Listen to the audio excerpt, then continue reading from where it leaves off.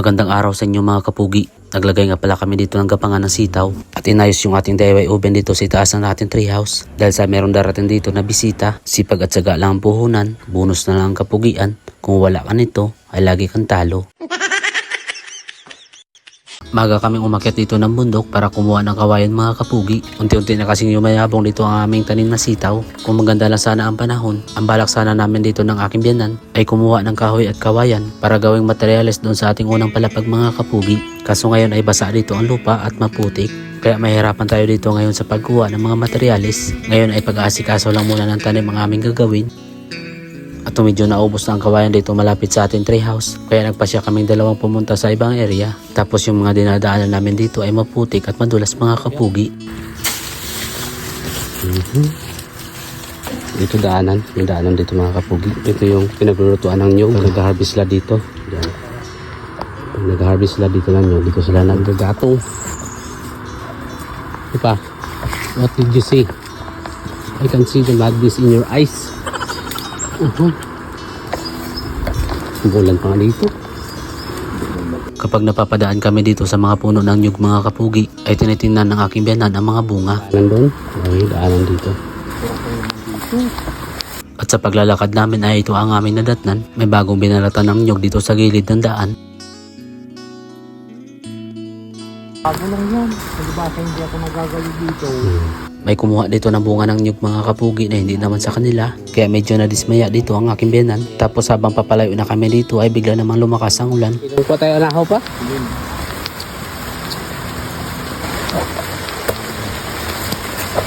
Pag dito, yan ang parang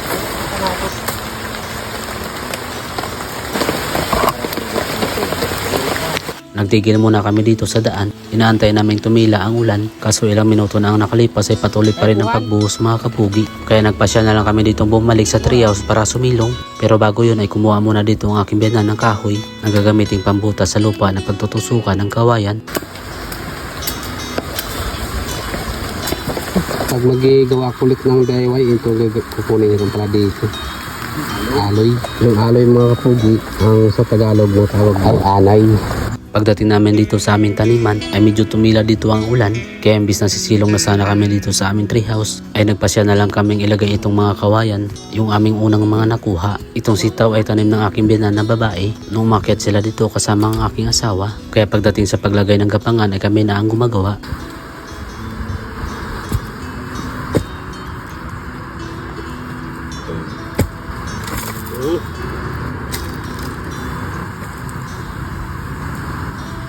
Hindi pa rin suka.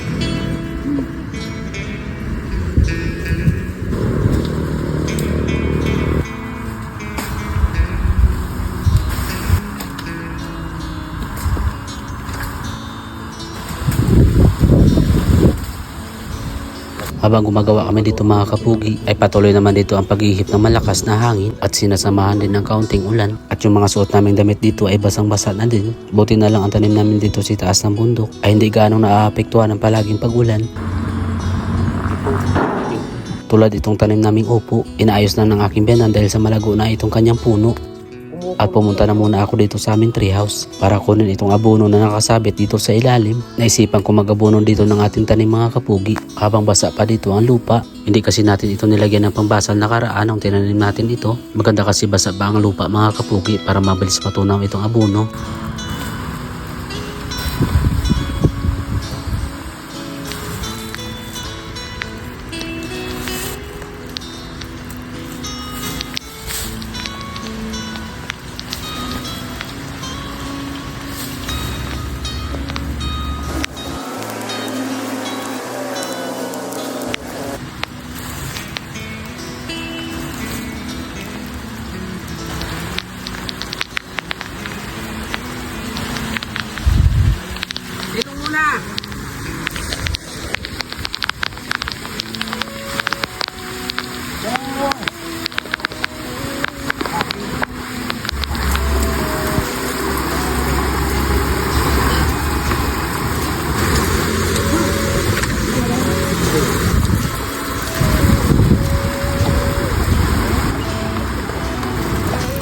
Dahil sa basang-basa na kami dito ng ulan mga kapugi ay nagpasya na kami ditong umuwi. Pero bago kami bumaba dito ng bundok ay kumuha muna dito ang aking biyanan ng talbos ng dahon ng kamuting kahoy para may pangulam siya dito mamayang gabi. Gagataan niya kasi ito at sasahugan ng isdang tinapa. Ito yung kagandahan kapag masipag ka lang magtanim mga kapugi. Hindi ka talaga mawawala ng pangulam dito sa probinsya. Nakakatipid ka pa sa pangaraw-araw mong gastusin. Gulay.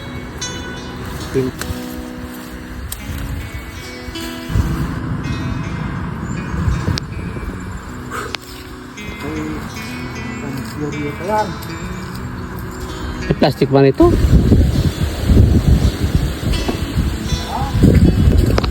Kahit maulan ngayon dito mga kapugi, ay umakyat pa rin ako dito ng bundok kasama ang aking biyanan dahil tinignan namin dito ang aming tanim na gulay at pakwan. Mahigit isang linggo na kasi dito maulan sa aming lugar, kaya medyo nag-alala na kami dito sa aming taniman mga kapugi. Maganda na kasi dito ang kanilang tubo at unti-unti nang lumalago, pero kapag lagi na itong nababasa ng ulan, ay hindi na ganong aasinso itong ating taniman. At pagkatapos nga pala namin dito mag-abono ng tanim namin pakwan, ay may pinuntahan kami dito ng aking biyanan. Aayusin ko kasi yung ating DIY oven doon sa itaas ng treehouse, kaya kukuha kami dito ng lupa mula sa bahay ng anay mga kapugi. Bali nakita na namin ito nakaraang araw, kaya amin na lang ulit itong pinuntahan.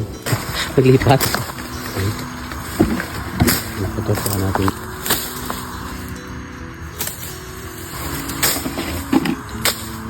Barang bago pa lang yun at... Hello. Tabi-tabi po. Tabi. Baka nulok pa.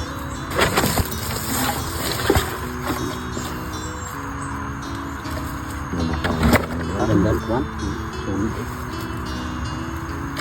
Kaya maganda ng kwan. Mga DIY, mga pumpun.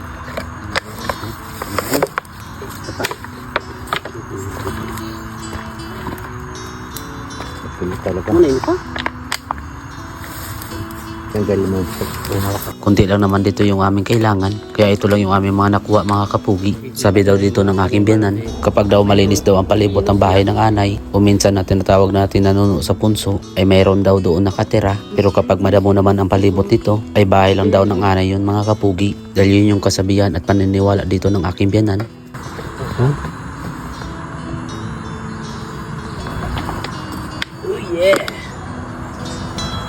At pagkatapos namin dito magdala ng lupa, ay kumuha na din ako dito ng mga damo na gagamitin natin ay panghalo doon sa putik. Bali nakaraan kasi mga kapugi nung paggawa natin dito ng DIY oven ay hindi ganong pure na bahay ng anay ang ating ginamit na lupa.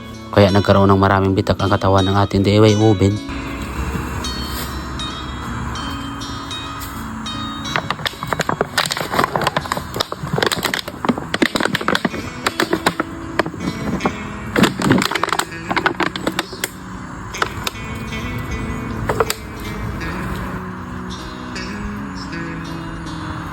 Ito yung maganda sa mga kapugi, yung bahay ng anay.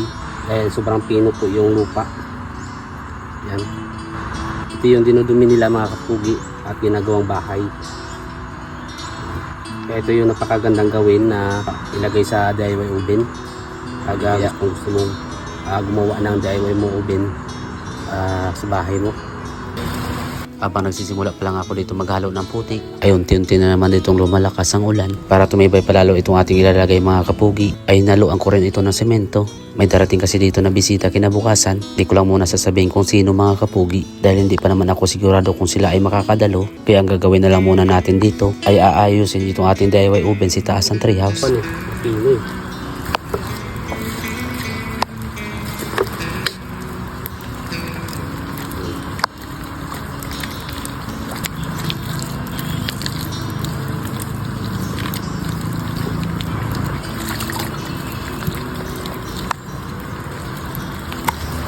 Pinagpuputol ko na rin dito yung mga nakuha kong damo. Ang purpose din kasi ng damo mga kapugi ay dagdag tibay sa pagkapit ng putik kahit na ito ay tuyo na.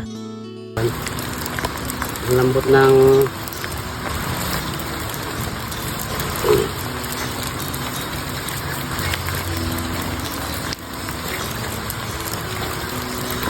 Tingnan nyo ang quality ng bahay ng anay mga kapugi. Yung lupa niya. Sobrang pino.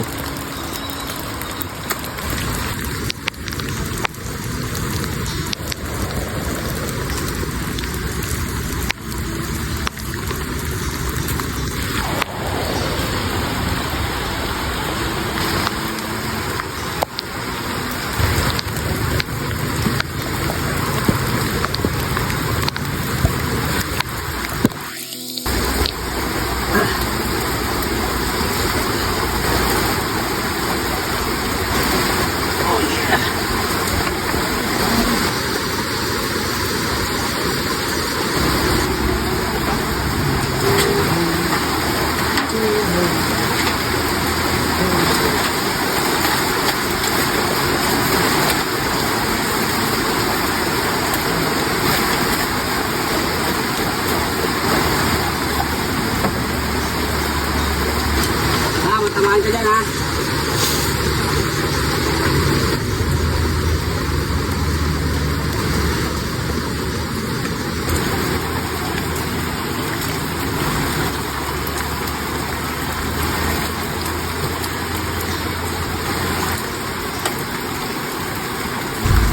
Marami sana kaming gagawin dito sa itaas ng bundok, kaso hindi namin ito ganong nagagawa dahil sa lagi dito maulan. Itong paggawa namin dito ng dingding sa baba ng ating treehouse ay hindi pa namin nauumpisahan ng gawan dahil sa inantay pa namin ditong gumanda ang panahon mga kapugi. Mahirap kasi dito maglakad-lakad kapag umuulan dahil madulas at maputik dito yung ating mga dinadaanan. Bali tinatakpan ko lang dito ng putik yung parte na katawan na mayroong mga bitak, pangit din kasi na pagmasdan at yun din ang suggestion ng aking biyanan. Kaya ngayon ay nagawa natin ito ng paraan, kaya lalo pang tumibay itong ating ginawang DIY ubin mga kapugi.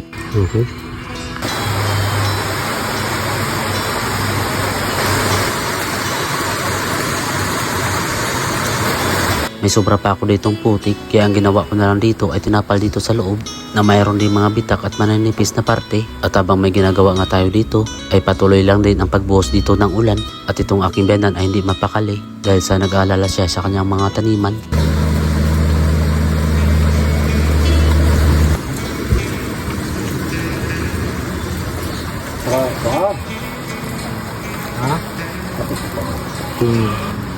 Yung amid.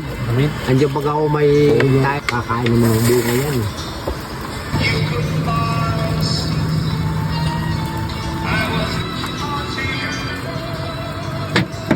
Ayun. Hindi naman yung bagyan.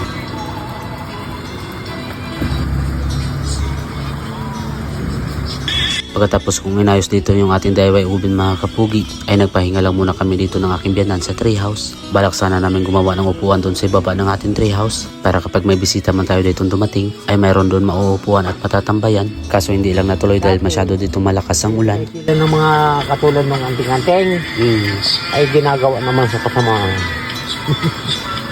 Dahil wala tayo masyado ditong ginagawa, kaya naisipan ko na muna ditong umakyat sa taas para matingnan na din kung anong sitwasyon dito mga kapugi. Ay, lakas na naman ang ulan. Grabe naman to.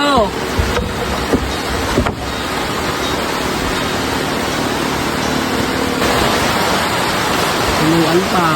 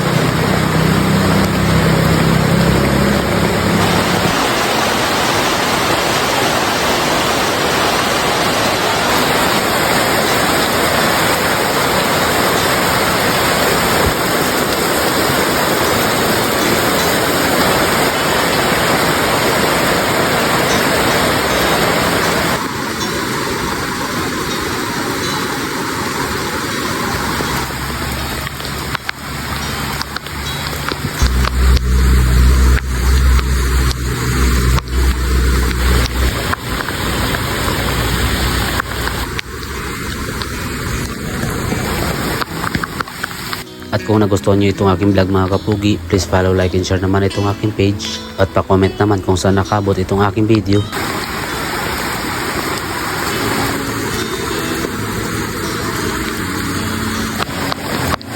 Sa mga nakaabot sa dulo ng aking video, maraming salamat at God bless inyong lahat.